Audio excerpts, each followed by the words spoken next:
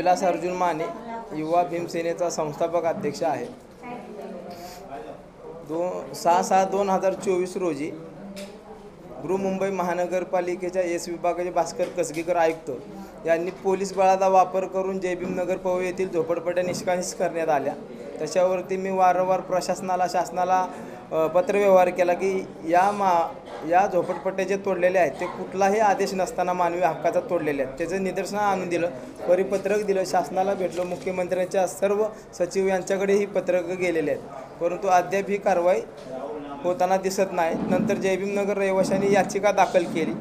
याचिका दाखलनंतर SIT गठीत झाली आणि SITने अभ्यास केला की कोणताही आदेश नसताना, अभ्यास करून कोणताही आदेश नसताना हे आमचं परिपत्रक त्यांनी आमच्या संघटनेची दखल घेतली SITने आणि कुठलाही आदेश नसताना हे मानवी हक्क आयोगाची पालिकेने केलेली कारवाईची अहवाल SITने ह्याला मान्य न्यायालयाकडे दिला.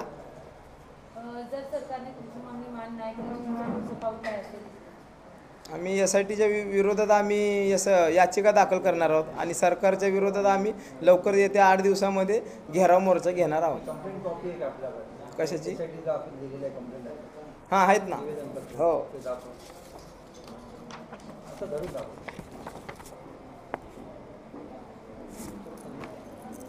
सर, ये जो समस्या शुरू हुई है कब से शुरू हुई है? 6/6/2024 से कार्रवाई हुई, तब से चालू हुआ. आतापर्यंत तुम्ही कोणाकोणाचा पत्रव्यवहार केले? मुख्यमंत्र्यापासून आयुक्तापर्यंत सगळे DMC AMC सगळ्यांसोबत पत्रव्यवहार केला. काय जबाब? काहीच नाही भेटला, कारवाईच होत नाही. आपल्यासोबत किती लोक आहेत? माझ्यासोबत अगोदर होते, आता सध्या काही चर्चेतले लोक आहेत माझ्यासोबत संबंधित.